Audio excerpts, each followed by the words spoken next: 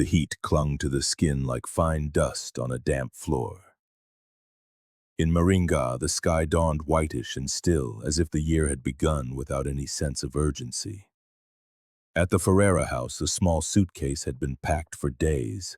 Inside lay lightweight shirts, sunscreen, 2 pairs of flip-flops, and a blue-covered notebook that Lucas always took with him whenever he was away for more than a couple of nights.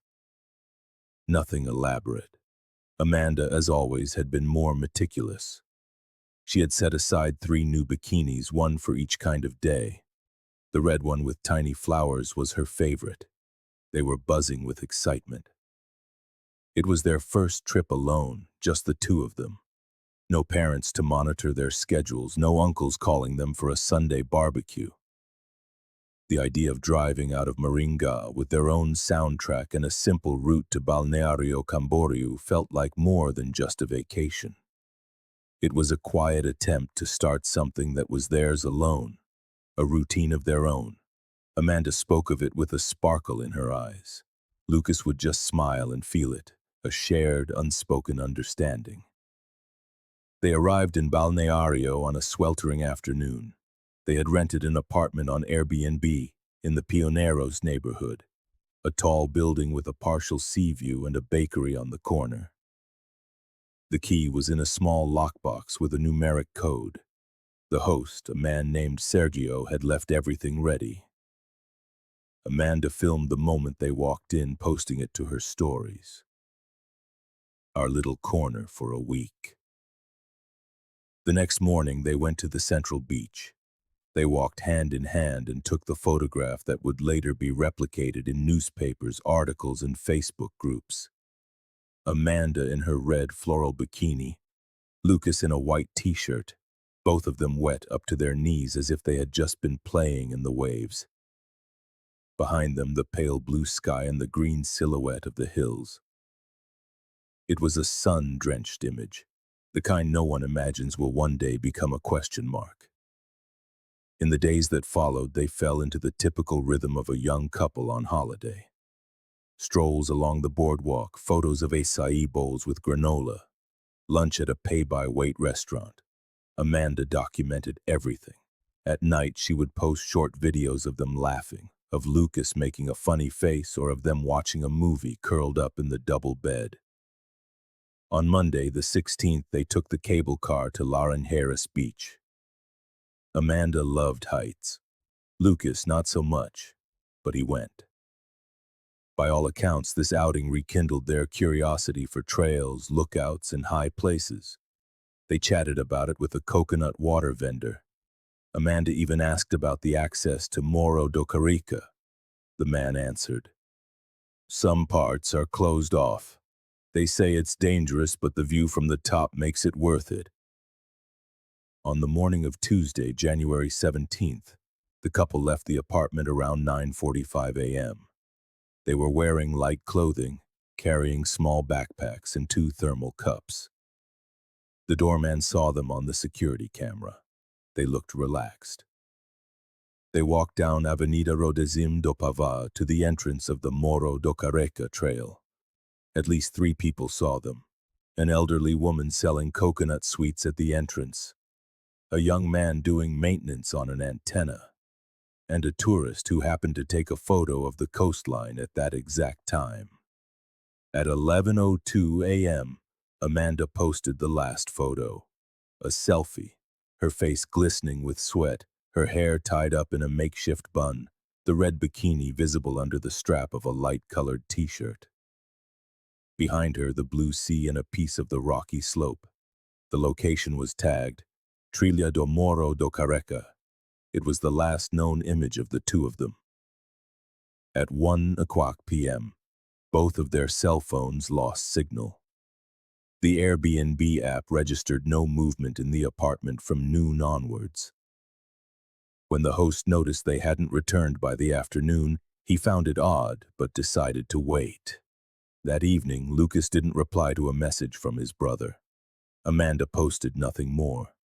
Her parents, accustomed to receiving a stream of daily photos and videos, tried to contact her several times. Without success. By the morning of the 18th, A Wednesday, there was still no sign of them. The host went to the apartment. He knocked. He called out their names. He let himself in with the spare key. Amanda's suitcase was open on the floor, bikinis folded next to a toiletry bag. Lucas's was closed in the closet. The cell phones were gone, but their chargers were there. So were their wallets. The TV was off. Everything suggested they had left for a short outing, with every intention of returning the same day. Early that afternoon, Amanda's mother called the civil police. The response was procedural. They had to wait for the 48-hour period since the last contact to elapse. But her intuition told her something was wrong. At 8 p.m., she and her husband got in their car and drove to Santa Catarina. They arrived in the early hours of the 19th. That same day, Lucas's parents did the same. On Friday, the 20th, with pressure from the families and their lawyers, the police officially opened a missing persons report. The first step was to search for surveillance footage in the area. None of it showed the couple returning from the trail. The last confirmed sighting was from the building's security camera at 9:45 a.m. on Tuesday. On Saturday, the fire department began a search on the slopes of Morro do Careca. One of the trails, disused, poorly marked, and overgrown with vegetation, led to a treacherous stretch of wet rocks, shallow caves, and slippery patches. Scent-tracking dogs were brought in. One of them, a Belgian shepherd, showed interest near a clearing on the eastern side of the forest. It was a difficult spot to access, thick with mud, gnarled roots, and twisted trees. The area was marked, but no trace was found there. No clothing, no footprints, no objects. From that point on, the story began to unravel. The search continued for 4 consecutive days. Firefighters scaled slopes, combed through the dense forest with machetes and flashlights. Volunteers from the city, mountaineers, and even tour guides offered to help. Helicopters flew low over Morro do Careca, trying to catch any sign. A piece of clothing, a metallic glint, any suspicious movement. Nothing. At the police station, the atmosphere was one of caution.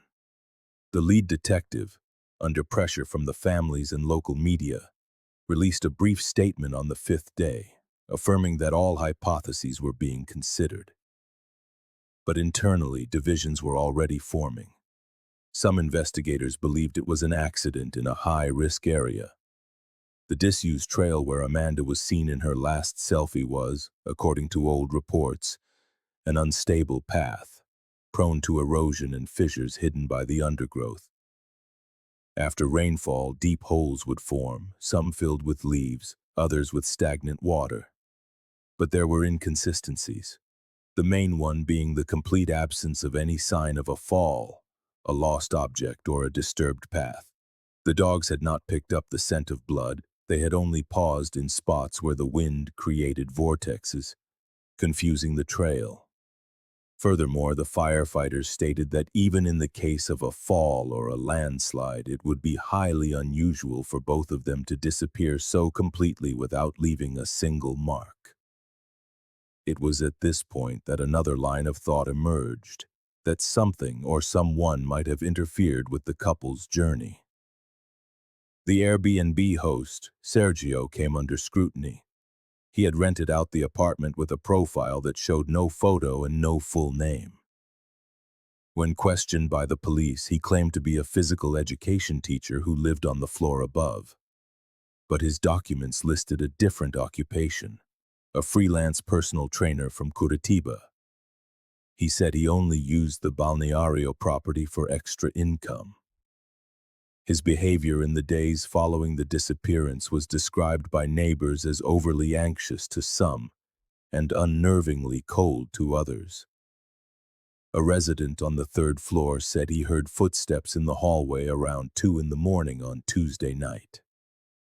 Another claimed that Sergio had hosed down the building's external staircase with water and bleach on Wednesday afternoon, something he had never done before.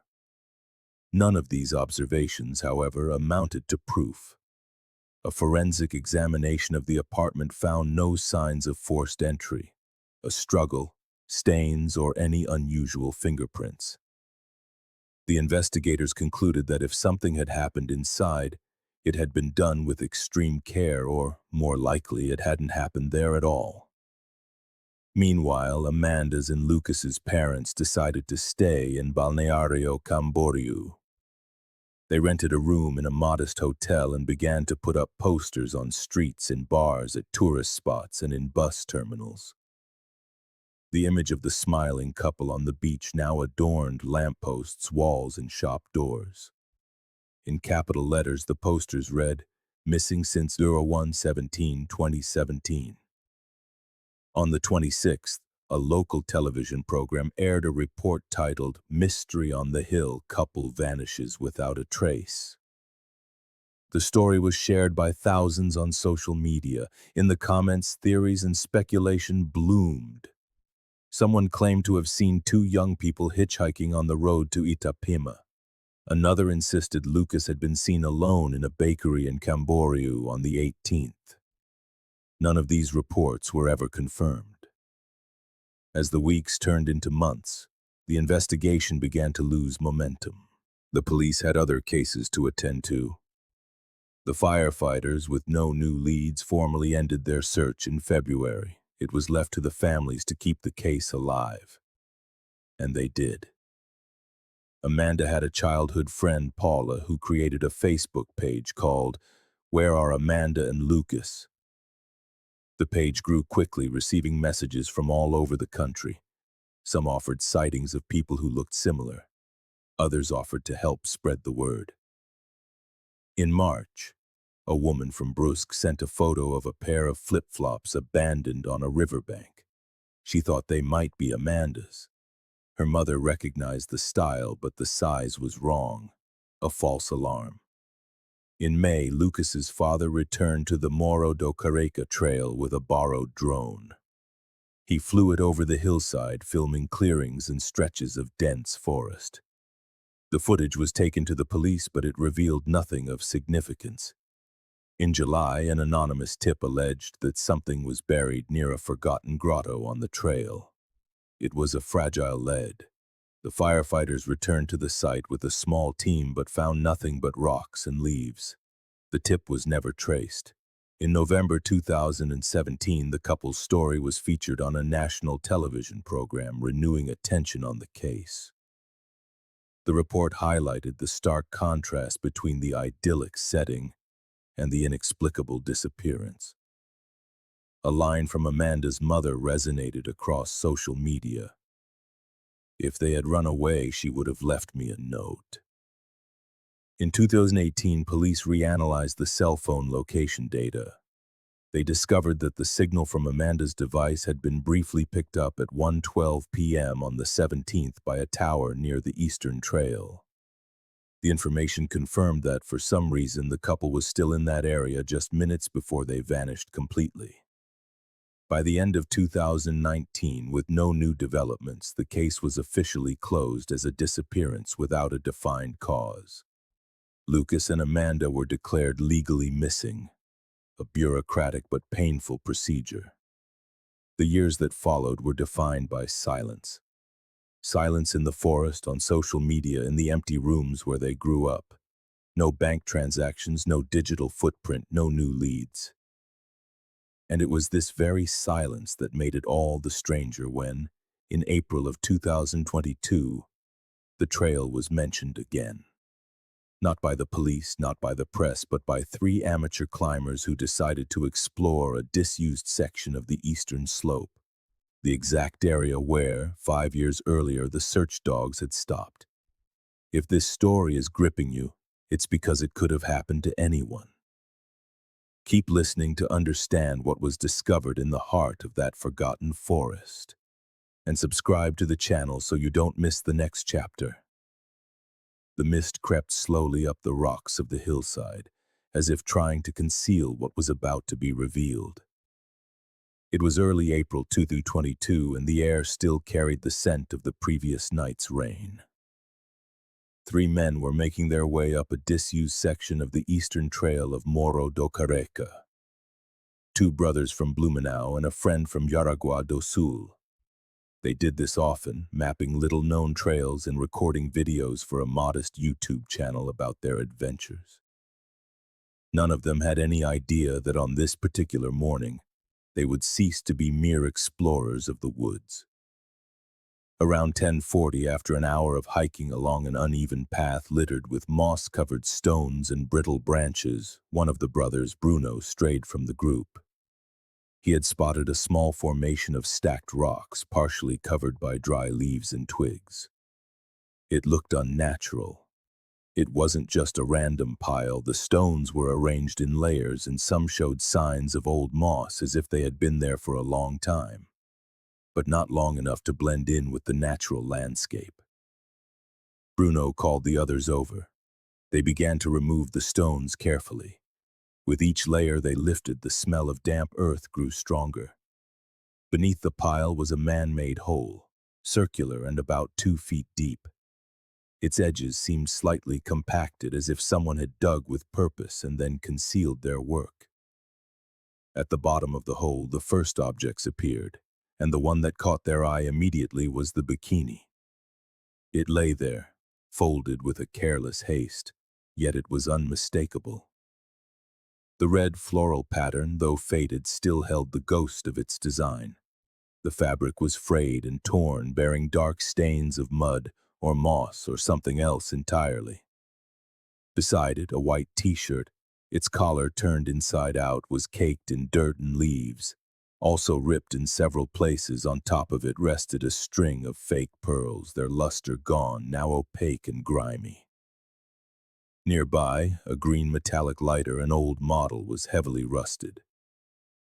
There was also what appeared to be a sarong, or a white cloth, completely soaked and weighted down by stones that, according to the men, seemed to have been placed there to keep everything in place. The reaction was instantaneous. Bruno recoiled, slumping onto a nearby rock. One of his friends began to tremble, unsure if they had stumbled upon an old relic or a recent scene. They took out a phone and called the police. About 2 hours later, agents from the Balneario Camboriú Civil Police arrived, accompanied by the fire department. They cordoned off the area with yellow tape and began to document everything, photograph by photograph, sample by sample. The shallow grave was analyzed with meticulous care. It had a crude retaining structure, with darker soil in the upper layers and stones piled at the edges, as if the goal was to conceal, not to preserve. The forensic experts confirmed that the objects had been there for years. They hadn't been simply dropped or lost. The resemblance of the clothes to the description of what Amanda and Lucas were wearing on the day they disappeared was chilling. One of the officers who had been part of the original search in 2010 recognized the bikini. "It's the same one from the photo on the beach," he said in a low voice. That same day, fabric samples were sent to Florianopolis for analysis. The families were discreetly notified. Amanda's mother traveled to Santa Catarina the following morning.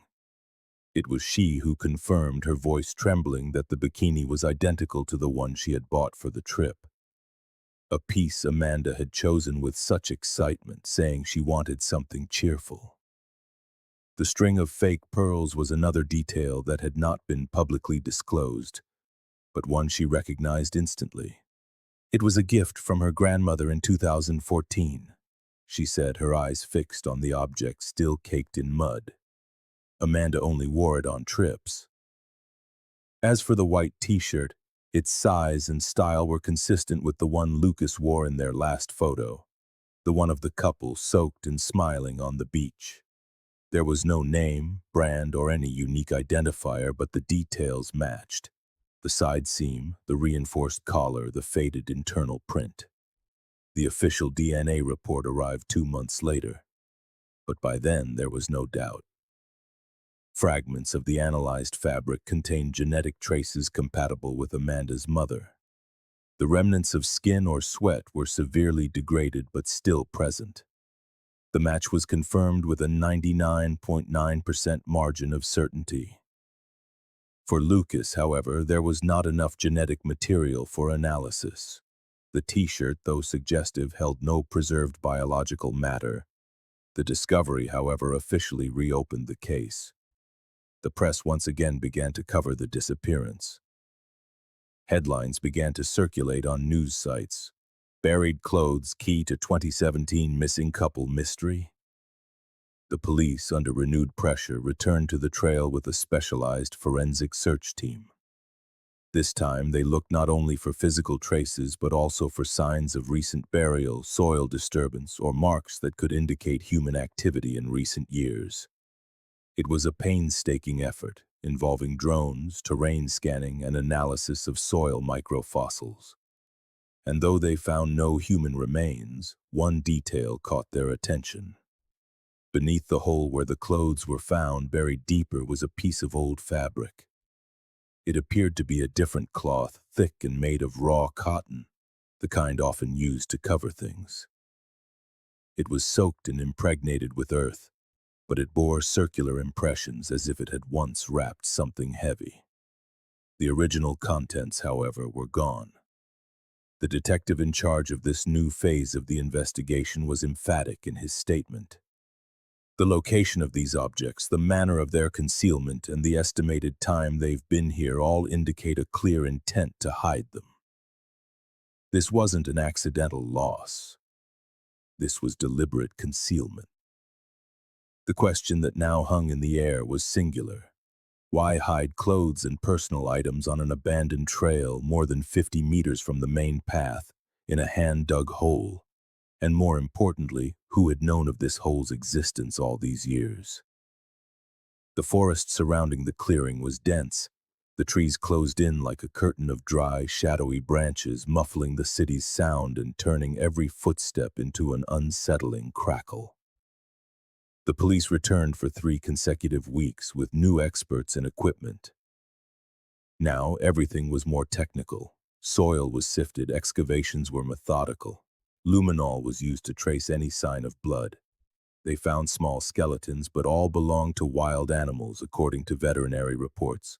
Opossums, rodents, birds, nothing human, no tooth, no phalanx, no trace of blood. And this, paradoxically, only added to the weight of the scene because it screamed of intentionality. Burying clothes is not an instinct. It is not something one does without reason, and certainly not with such care. The pile of stones over the hole, the carefully arranged layers of soil, the necklace placed so deliberately on the white cloth. This was more than a hiding place, it was a gesture. A gesture someone had made in haste or with guilt or perhaps with both. The experts put forward a cold hypothesis that someone, fearing discovery, had buried the belongings in the hope of erasing all traces, and they had succeeded. For 5 years, that clearing remained invisible. The search dogs in 2017 had stopped just a few meters away, but they hadn't dug, hadn't pushed forward. Perhaps the scent was too faint, or perhaps time had already done its silent work. Given the public outcry following the discovery, the police decided to reevaluate all the interviews conducted at the time of the disappearance. They reanalyzed the statements of the host, Sergio, of the building's neighbors, and of 3 people who claimed to have seen Amanda and Lucas on the trail on the 17th. One of them, the antenna technician, was brought in again. In his new version, he added something he had previously omitted. He said he saw the couple talking to another man that day. A man with a backpack, a cap, and a light beard, who seemed to have already been there when they arrived. According to the technician, they spoke for a few minutes and then walked off together down a side trail, not the main path. This detail revived a theory that had lost traction in Twent, that the couple might have been accosted by someone in the woods. The police began to cross-reference data on people who frequented the region at that time. A civil defense report indicated that between 2010 and 2018 there had been sporadic reports of groups camping illegally on the eastern slope. Illegal fishermen, drifters, backpackers. In 2 instances, tourists had reported aggressive encounters, with insistent demands for money or supplies, but no formal complaints had ever been filed. In May of 2022, two civil police agents traveled from Balneario to Curitiba to find Sergio, the Airbnb host. Since the case was closed, he had moved to an apartment in the northern part of the capital. He was questioned in private. He confirmed all his previous statements, insisting he never had personal contact with the couple, that they only communicated through the app, and that he did not see them on the day they disappeared. But there were subtle inconsistencies. In the new interview, he claimed to have cleaned the staircase on Wednesday to get rid of some mildew. In 2017, he had said he did nothing out of the ordinary after they vanished. When confronted with a neighbor's statement about seeing him scrubbing the stairs with bleach, Sergio fell silent for a few seconds. Then he answered, "I might have cleaned them, yes, but it was because of the musty smell." The officers asked to see his phone. He no longer had the same number. The device from 2017 had been replaced 2 years later. No data could be recovered. In the original inquiry, Sergio had not authorized full access to his backup. Now, time had erased what might have been useful. Upon returning to Balneario, the investigators requested access again to the GPS history from the cell towers near the trail. Their goal was to see if any number had remained in the area during the same time frame that Amanda and Lucas's phones lost their signal. The service provider informed them that, by law, they only stored such data for up to 5 years. The window had closed. Meanwhile, the families were reliving a grief that had never been resolved. Amanda's mother began to avoid interviews. Lucas's father, on the other hand, resumed the search on his own. He went so far as to hire a private surveyor to map the trail with 3D equipment. He sent the images to a journalist in Florianopolis who promised to do a story on the trail that swallowed 2 young people. The story never aired. In June, a new detail came to light. It did not come from the police, but from one of the climbers who had found the items. Bruno, the older brother, revealed in an interview with a local news site that, while removing the stones, he had found a laminated sheet of paper partially torn between 2 layers of soil. He hadn't been sure what it was, thinking it was just trash. But he remembered that when he turned it over, he saw what looked like half a page from a magazine or a grocery flyer with a list of prices and a handwritten note in pen, 2:30 p.m. return. He couldn't say if the police had taken the paper. They checked the records, but the item was not on the evidence list. This detail intrigued the agents. What was that note? Whose was it? And why would it be there between layers of earth in a hole where clothes had been buried? The questions began to pile up again. The forest does not answer, it only keeps secrets. Throughout the month of July, the woods remained closed off. The trails, once used by unsuspecting tourists or locals seeking silence, were now empty, surrounded by black and white tape, guarded by an uneasy quiet. The eastern slope of Morro do Careca had become something akin to sacred ground, not out of faith, but out of respect for a mystery that defied time. The new phase of the investigation, though more technical and better equipped, was hitting invisible walls. Time had erased tracks, corroded objects, and rusted any attempt at certainty. Still, the officers pressed on. An older investigator who had handled disappearance cases in the Santa Catarina Mountains in the 1990s remarked to a colleague, "Sometimes what vanishes isn't just the body, it's the exact moment when everything happened." And that was what no one could define. The last concrete certainty was Amanda's selfie at 11:02 a.m. on January 17, 2017.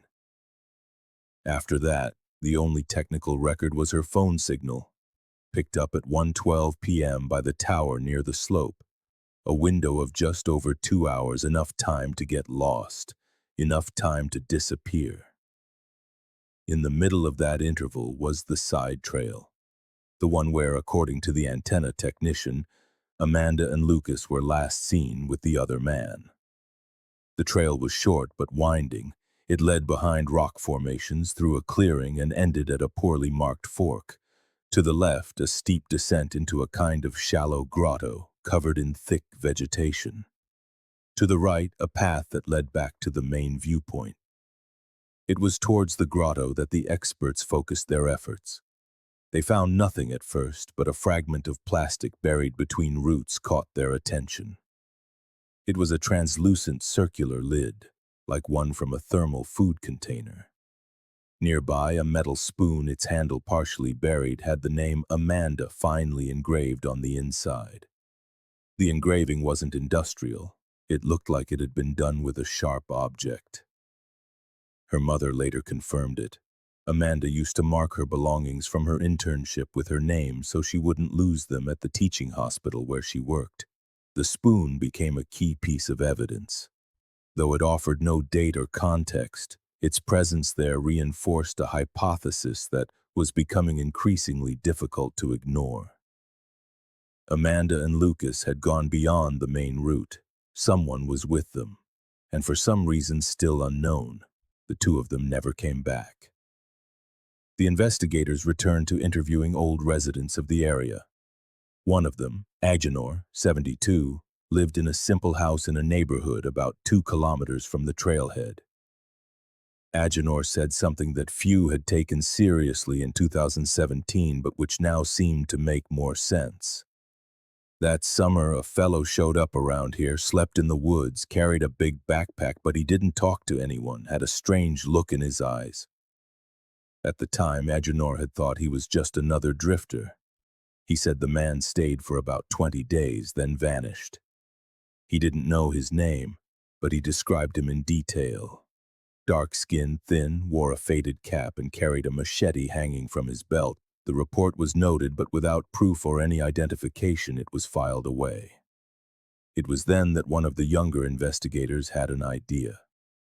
He asked to access the admission records of the Balneario Camboriú Municipal Hospital between January and February of 2017. He was looking for something out of the ordinary, someone injured, hurt, someone who didn't fit the typical patient profile for the tourist season. They found a name that caught their attention. Hugo Almeida dos Santos, 36 years old. He was treated on January 18th at 4:15 in the afternoon for superficial wounds on his left hand and scratches on his legs. According to the medical report, Hugo claimed he had fallen on a trail while gathering wood. The address he provided was no fixed residence. His profession was listed as self-employed. Next to his name, a stamp from a social worker bore the initials SR, Situação de Rua, homeless. The name had never surfaced in the investigation before. Now the police had to find Hugo. But it was no easy task. No address, no cell phone, no social media presence. The only reference was a CPF number issued in Rio Grande do Sul back in 2005. His last formal record was a denied application for emergency benefits in 2020, rejected due to inconsistent information. In August of 2022, with the help of the Rio Grande do Sul Civil Police, they located a shelter where Hugo had been processed during the pandemic. The social worker in charge recognized his photograph. She described him as having unstable behavior, but he was never violent. She had no idea where he was now. He disappeared over a year ago, she said. One day, he just picked up his backpack and left. All he left behind was an old cap and a jacket. The search for Hugo became a new front in the case. Now, in addition to reconstructing Amanda and Lucas's steps, investigators were trying to trace the path of a man who, 5 years earlier, had been in the same forest, on the same day, injured, and had remained a ghost ever since. Meanwhile, the families returned to the scene of the discovery. At the end of September, Amanda's mother visited the clearing, accompanied by a forensics expert. She said nothing as she walked, simply stopping before the spot where the hole had been dug. She stared at the ground for a few seconds and, without crying, whispered, "This was no accident." It was a statement, not a question. October began dry. The coastal wind carried fine grains of sand that clung to the skin and stung the eyes. At the Balneario Camboriú police station, officers gathered around a white board. On it were printed photos, dates, and a new name in black letters. Hugo Almeida dos Santos. A few months earlier, his name was just one among countless homeless individuals in the country's southern region.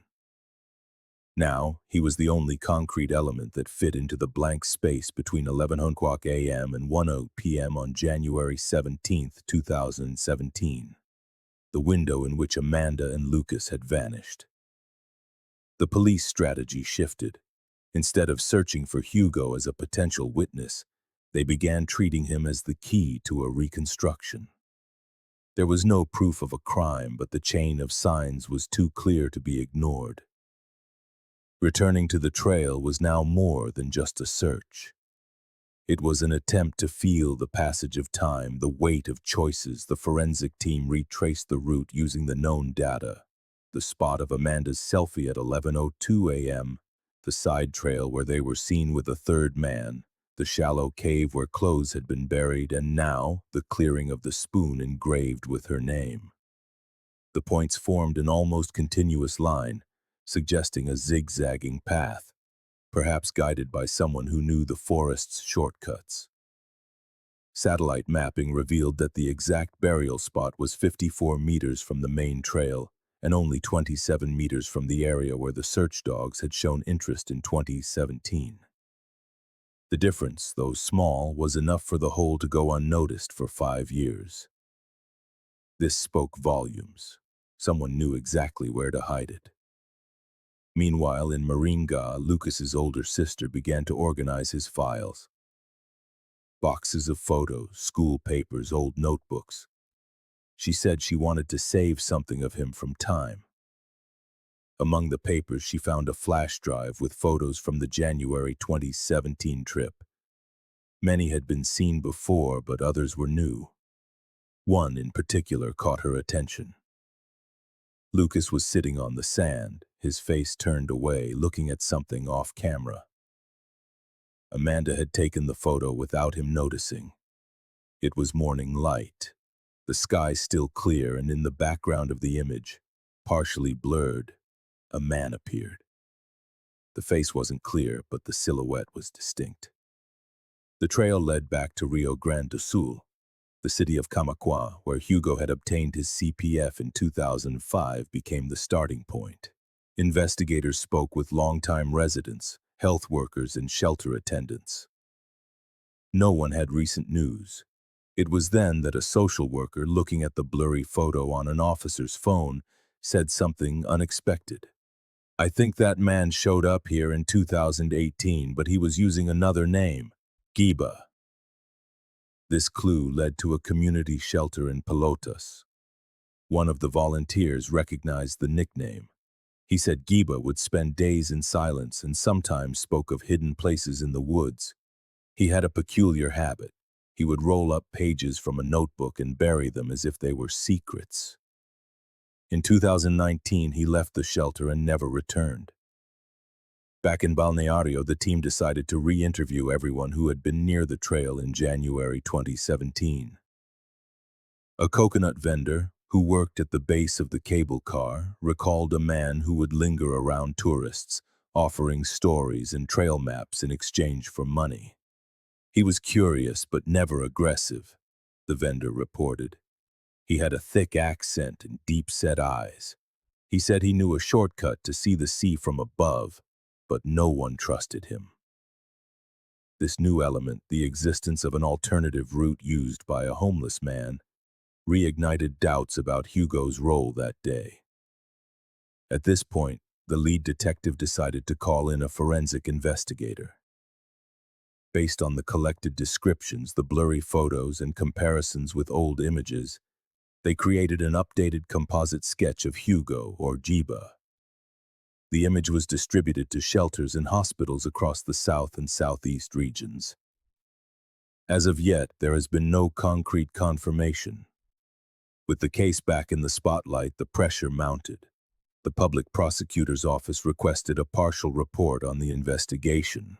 The detective classified the disappearance as involving a possible third-party action, with concealment of evidence in a location of difficult access, without confirmation of death. In practice, this meant the case would remain open, but without sufficient evidence to indict anyone. What existed was a trail, faint, impossible, and profoundly unsettling. In November of 2022, a final element was analyzed. The expert who had cataloged the objects found in April returned to the site on his own time. Something had been bothering him: the position of the necklace on the sarong. Reviewing the photos, he noticed the pearls formed a semicircle, not thrown at random, but as if they had been placed with care. It was a subtle but powerful image. There was no symbolism here, only intention. And that was the most haunting part, because on that silent trail what remained were not screams or marks or goodbyes. What remained was someone's choice to erase two lives with precision, and for a reason that to this day, no one has been able to understand. December arrived, heavy and humid. The air in Balneario Camboriú seemed dense, as if an ancient exhaustion hung over the city. At the station, the file on Amanda and Lucas's disappearance remained on the detective's desk, a gray rubber band holding together the well-worn pages. No leads, no new names, no address for Hugo. It was as if he had evaporated, just as the couple had 5 years before. The trail, now partially reopened to the public, was seeing visitors again. But the section with the clearing, where the hole with the clothes was found, remained sealed off with tape and a small sign: technical area. There was nothing religious about it, no kind of memorial. It was a deliberate choice by the police to keep the space as an open scene, as if there were still questions buried beneath the earth. Early in the month, a forensics team returned to the site with ground density sensors. The idea was to check for other disturbances in the terrain near the burial spot, signs of manual disruption. After nearly 3 hours of work, they detected an anomaly about 8 meters away, a point where the soil seemed slightly more compacted than its surroundings. They dug. They found corroded metal fragments, a piece of styrofoam, and a torn piece of cotton cloth of an indefinite color, stiffened by moisture. There was no identifying element. It was catalogued as unassociated material, but its resemblance to the fabric of old backpacks led one of the experts to suggest it could be part of a discarded bag. Perhaps Lucas's. No biological traces were found. Even so, the discovery was added to the file as a secondary element of interest. Meanwhile, in Moringa, Amanda's sister decided to digitize the family's photo archive. She scoured old external hard drives and forgotten memory cards. In one of the 2017 folders, she found a video that had never been published. Amanda was filming Lucas in the car, driving along the BR 376 highway near the Serra do Mar. His face is relaxed, the sound of the radio a mix of country music and static. At the end of the video, Amanda turns the camera on herself, smiles, and says softly, "It's all just beginning." It was the morning of the 14th. The video was sent to the police. It offered no clues, but it was another piece of the before of a time when there was still a road ahead. In Santa Catarina, the detective decided to consult an expert specializing in the behavior of missing persons. The man, with years of experience in long-term cases, analyzed the accumulated material. His opinion, though cautious, was direct. The carefully buried clothes, with no mortal remains nearby, suggest concealment with an emotional link. It could indicate remorse or a ritualized attempt at forgetting. There is no sign of desecration, but rather an attempt to erase without destruction. The sentence hung in the hallways of the station. Late that month, another piece of data caught their attention. The investigation was cross-referenced with a parallel inquiry from 20s, an old complaint about a group of homeless people camping in the city's green areas. Among the names involved was a Gilberto dos Anjos, 38, who wore a cap and carried a worn-out backpack and a machete. The description partially matched Hugo Almeida dos Santos, who also used the nickname Giba.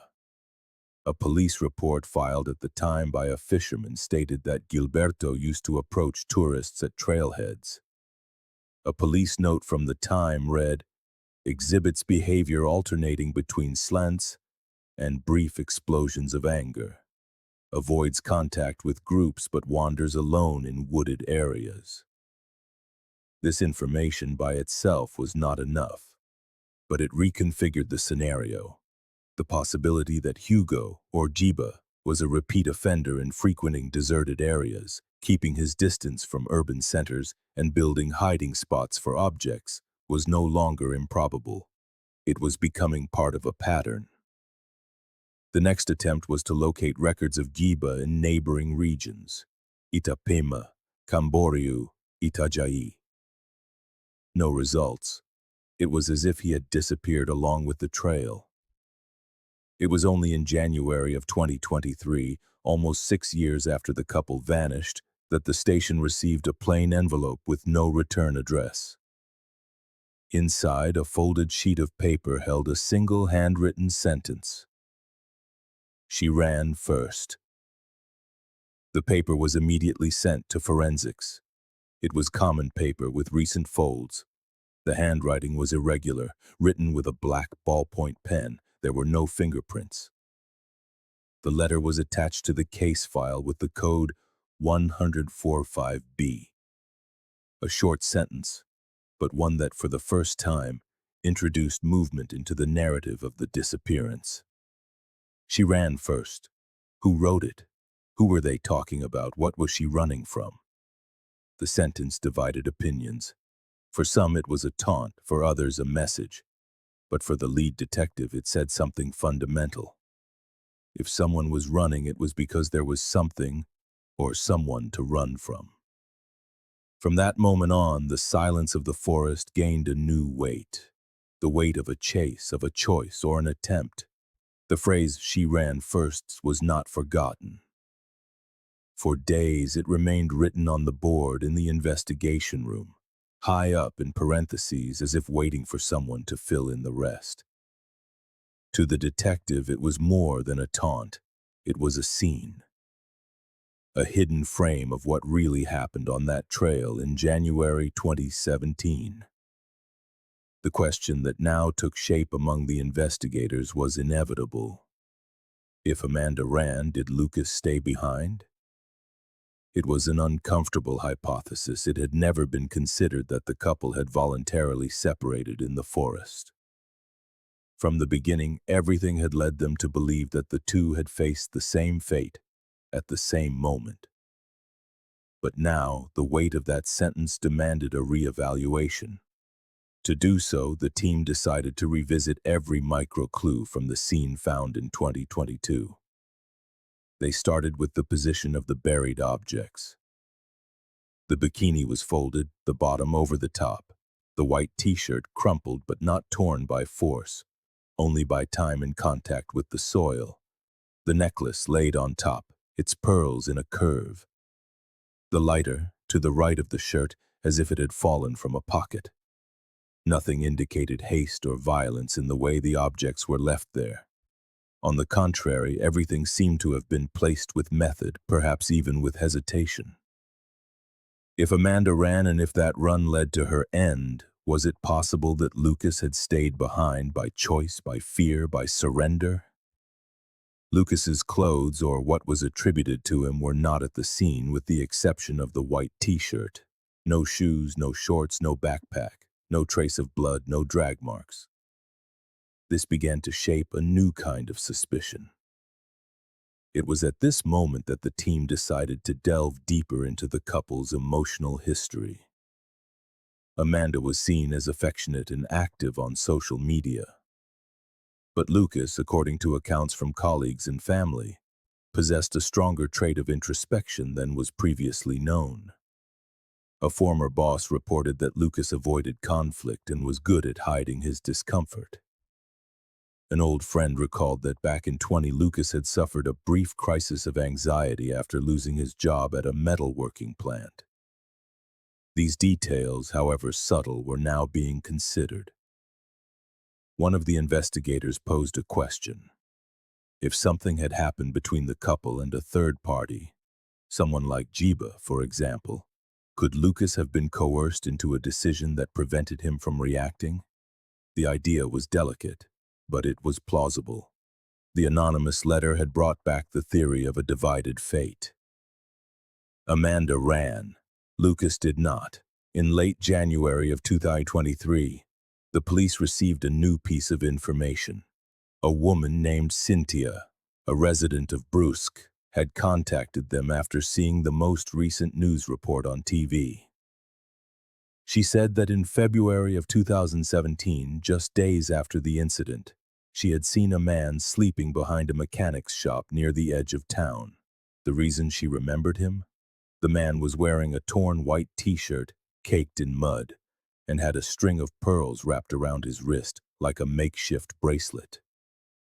She said he seemed disoriented, his gaze fixed on nothing. The testimony was initially considered fragile. No security cameras had recorded the man.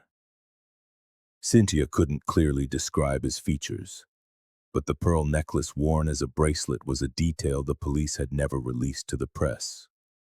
This fact lent her words a new, chilling credibility. The image taking shape was fragmented but sinister. If Lucas had survived even for a short time and had tried to leave the area with one of Amanda's belongings on his person, it could explain the absence of his remains at the burial scene. It could indicate that at some point he had tried to escape or to carry something of hers with him, or perhaps just to keep it safe. The problem was that this line of reasoning only opened the door to more slunts. Because if he had walked out of those woods, where did he go? One of the hypotheses considered was that Lucas might have gotten lost, or even taken a desperate escape route after a possible confrontation or traumatic event. A psychiatrist consulted informally by the police confirmed it was possible. There are rare cases of acute dissociation in which a person, following a sudden trauma, enters a fugue state. They lose their sense of identity, direction, and time, and can travel for long distances. It was a remote possibility, but one that would explain the absolute void that followed his disappearance. Meanwhile, another piece of evidence was reevaluated. The note found by Bruno the climber among the rocks. 1430. Return. Initially dismissed as random litter, it was sent for handwriting analysis. The paper, a laminated flyer, was from a supermarket chain based in Blumenau. According to the experts, the handwriting was consistent with that of a male. It was impossible to confirm an identity, but one detail was intriguing. The time, 14:30 or 2:30 p.m., had never appeared in any of the case's official timelines. Amanda and Lucas had vanished around 1 o'clock. So who had planned to return at 2:30? This kind of temporal mismatch is typical in unresolved cases. There are too many pieces and not enough connections. Each new fact only creates a new absence. The certainty they once clung to that the couple had disappeared together in the same place at the same moment began to crumble. And this brought back the one question no one dared to answer. Did Lucas walk out of that forest alive and simply never tell the truth? February of 2023 brought a dry heat and an old weariness. The case, despite the new hypotheses, began to spin in circles. The station hadn't closed the file, but the story was no longer making headlines. Lucas's name was now more than just the young man who disappeared with Amanda. He was beginning to occupy another space, an uncomfortable and silent one. The one who perhaps knew or had seen more than anyone had ever imagined. The narrative that had been accepted for 5 years, of a couple who vanished together, swallowed by a fatal event in the woods, no longer stood on solid ground. The investigators themselves started treating the case as two distinct disappearances, separated by a brief interval. The phrase from the anonymous letter, "She ran first," left no room for doubt. It established an order, a sequence, a before and an after. The attempt to locate Hugo Giba Almeida dos Santos continued to stall. The last visual confirmation of him was from 2019. After that, he had simply vanished. No new hospital, social, or criminal records. The police even consulted automated facial recognition systems using composite sketches, but without success. For all intents and purposes, Giba was now just an echo, a shadow in the background. It was then that a new element appeared, not from the police but from a tourist. In March of 2023, a man from Sao Paulo posted on a forum about abandoned hiking trails. He wrote that he had visited Camboriú the previous summer and, out of curiosity, had tried to retrace part of the trail on his own. He said he got briefly lost, and while trying to find his way back, he stumbled upon a makeshift hut built with bamboo and plastic and covered with leaves. Inside, he found a tarp, pieces of cut-up plastic bottles, and most notably, a small wooden shelf holding a few objects. A knife without a handle, a waterlogged notebook, and a dented aluminum mug. Finding it strange, he photographed everything and posted the images. Someone from the forum shared the post with the police. 2 days later, guided by the photo's GPS coordinates, officers went to the location. The structure was still there, partly undone by rain and time, but recognizable. It was a crude shelter, about 2 meters wide, built against a rocky slope. Inside, besides the objects the tourist had mentioned, they found a piece of blue cotton cloth, like a cut-up sheet, and a plastic box filled with bottle caps. The notebook was moldy, but a few pages could still be opened. On one of them, scrawled in blue ink, were the words, "Silence is lighter than blood." The sentence was transcribed and sent to forensics. The handwriting, though shaky, matched the style of the anonymous letter received in January. The paper was the same common, lightweight, and grimy type. The theory gained strength. The author of the sentence was the same person who had sent the letter. And now, there was a physical trail connecting the two messages. But who was writing them? A search of the structure revealed no biological remains, not a trace of hair, blood, or skin. Everything seemed to have been used with care, as if the person who had stayed there knew exactly what not to leave behind. It was in this context that a new hypothesis emerged, almost by chance. What if the person who buried the clothes was not the person responsible for the disappearance? The idea raised by one of the forensic experts on the team was unsettling. She pointed to a rare but documented behavior: concealment motivated by fear, not guilt. Sometimes a person who finds a body or a crime scene doesn't report it. They hide it, out of fear of being incriminated, out of panic, or out of trauma. This line of inquiry reopened an essential question. What if the author of the letter and the notes was a third party, someone who, upon finding traces of the disappearance, decided to bury them, to hide them, and then to carry the weight of that knowledge in silence? The police cross-referenced their data again, this time with records of homeless individuals, drifters, and former prisoners with psychiatric histories across 3 states. A new name surfaced: Josué Martins Ribeiro, 42 years old, from Canoas. He had been involuntarily committed in 2014 after a psychotic episode in public. Released in 2016, he had no fixed address since. His physical resemblance to the composite sketch of Giba was considerable. The dates lined up. The mobility between states also fit. But there was no confirmation that he was the same person. The name had never appeared at any stage of the initial investigation. One of the agents commented in a low voice, "Maybe Giba was never Giba. Maybe we just gave the wrong name to the right face."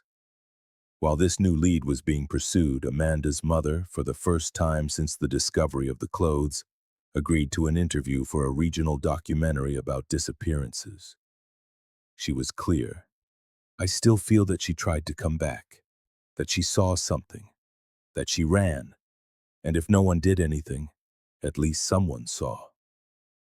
Her final sentence was the one that moved the interviewer the most. She looked at the camera, her voice firm, and said, "I don't need 1,000 answers. I just need one. Who saw?" Because in the end, that's what was left.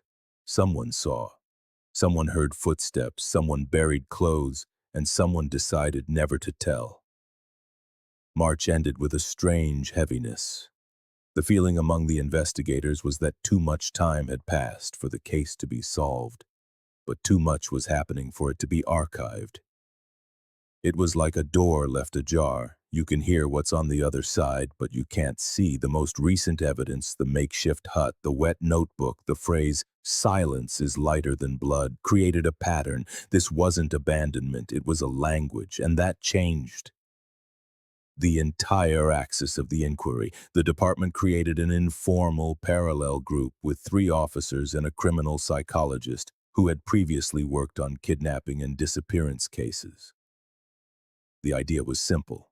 Reorganize everything as if the author of the letters was trying to tell a story, in pieces without revealing himself, but leaving traces of what he saw or did. The psychologist's first observation was direct. The author of the phrases "she ran first" and "silence is lighter than blood" seems to carry guilt, but not in a confessional tone. The weight he expresses is that of someone who witnessed something traumatic. The word silence doesn't appear as a choice, but as a burden. This points more to someone who witnessed an event than to someone who carried it out. This reading led to the reformulation of a hypothesis. What if someone had been camping there, on the trail, and had witnessed what happened to Amanda and Lucas, without participating directly? Was it possible that a homeless person, a drifter, or even an isolated local had seen the couple enter the trail, get involved in a situation of violence or an accident, and out of fear or confusion chose to hide the objects and never report anything? The idea wasn't new, but now, with these details, it gained weight. The hut, the necklace on the shirt, the note with the return time, it all pointed to a presence that was not casual. Someone was there. They saw, and they tried in whatever way they could to keep it in the dark. Meanwhile, in Maringa, Lucas's father began to grapple with a suspicion that was growing inside him. Talking to his sister, he said it for the first time. What if he didn't disappear because he died? What if he just disappeared in a different way? It was a cruel but plausible hypothesis. If Lucas had survived whatever happened on that trail, and for some reason chose not to return, not to tell, not to live his old life, it would explain the unexplained vanishing, the absolute silence, the total lack of any banking or digital footprint. It was the kind of thing that could only happen in silence, and that would require a brutal trauma behind it. The investigation, however, needed more than ideas. It needed tracks. Then, in April of 2023, a new fragment emerged. A volunteer from the Camborio Hikers Group, while retracing part of the Eastern Trail, found a small, rusted metal object near a rock crevice. It was a keychain. Inside, there was an old, black-and-white photo, badly damaged but still recognizable. Amanda, around 6 years old, beside her grandmother, sitting on a sofa with a floral blanket. Her mother made the identification herself. The keychain was found about 200 meters from the hut where the notebook had been discovered. There was no way to know how long it had been there, but its state of corrosion suggested years. The question then was simple and brutal. If Amanda was carrying this keychain, why did it end up so far from her buried clothes? The most likely hypothesis was one thing. It fell during her escape. This gave a solid contour to what had once been only speculation. Amanda ran. She was carrying something personal. At some point, she lost or left the keychain behind. After that, silence. The chief ordered the area around the crevice to be excavated. They found only earth, roots, and small stones. No human remains. The following week, the same hiker who found the keychain returned with a simple metal detector. He scanned the area for hours without success. It was only on his way down, as he passed a section with large boulders, that the device beeped. He dug about 30 centimeters down and found something that would change the course of the investigation. It was a black nylon cord with a horseshoe-shaped pendant.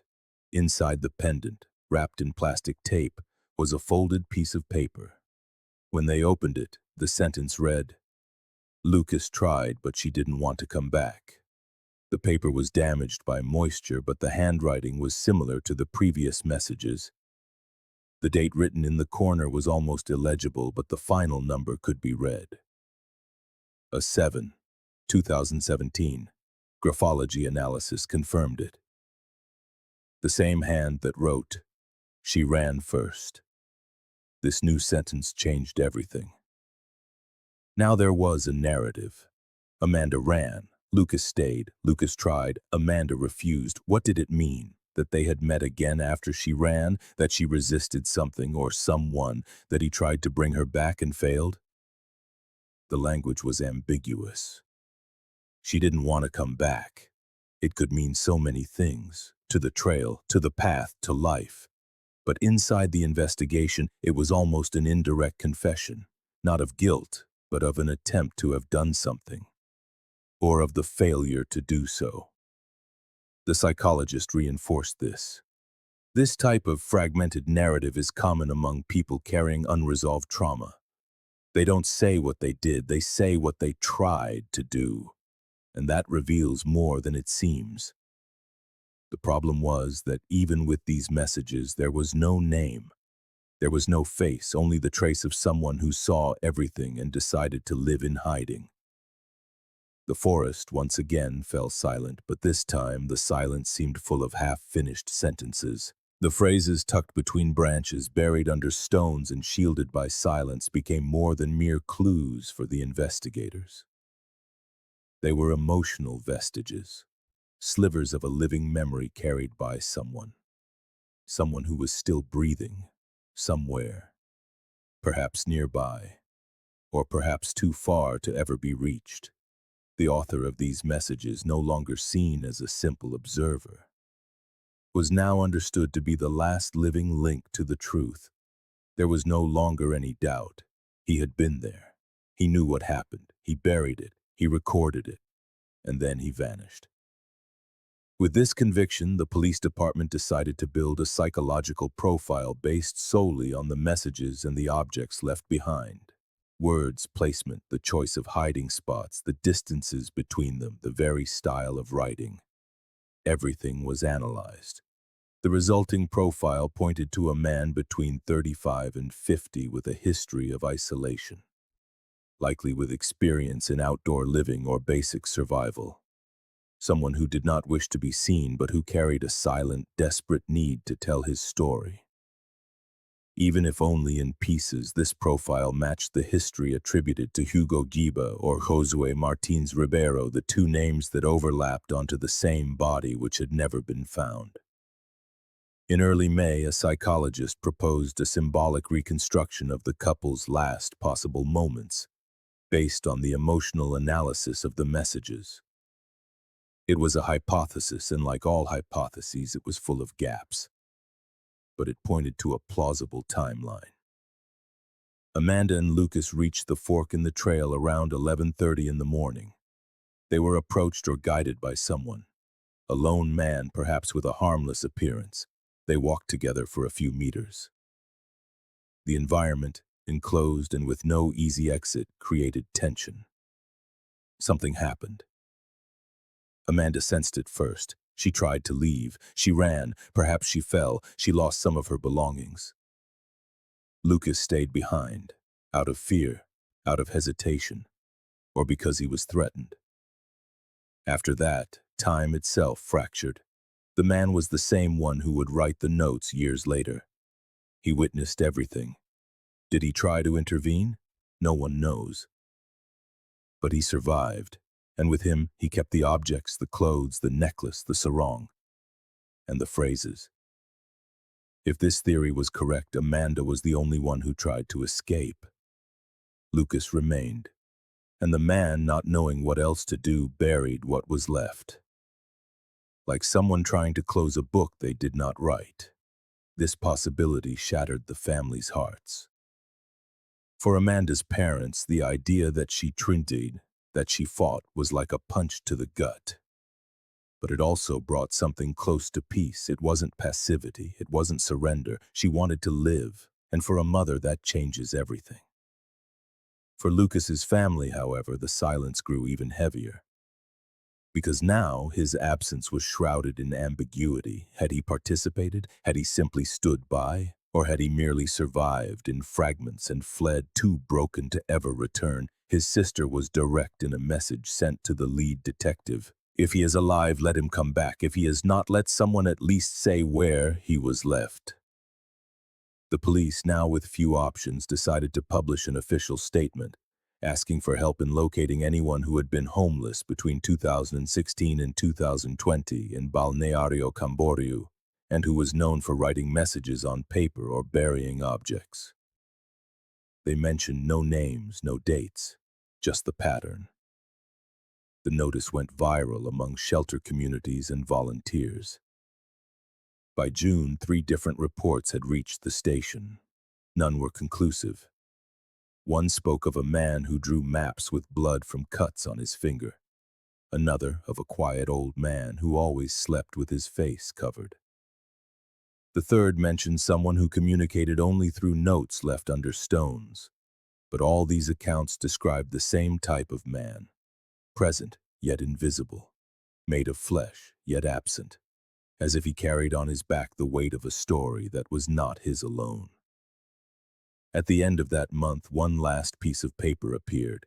It was found by chance, by a 12-year-old boy walking with his father on a reopened section of the trail. He found it strange to see a stone overturned, as if someone had recently moved it.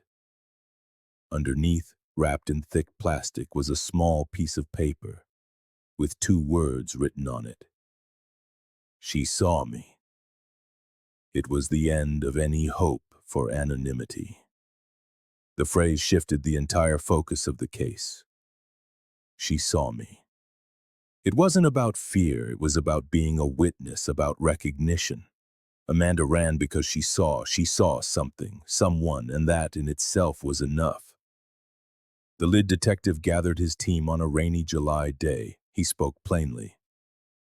We are no longer looking for a criminal. We are looking for a memory, because that is all that is left. The forest, after 6 years, had finally spoken, in pieces, through phrases, through objects. But it had spoken. Only one piece was missing. The last one. The answer that was still somewhere alive. Winter arrived early on the coast that year. By July, the mornings dawned with a low-hanging mist and the muffled sound of the sea crashing against the rocks. The trail on Morro do Careca remained partially open, with new signs and few visitors.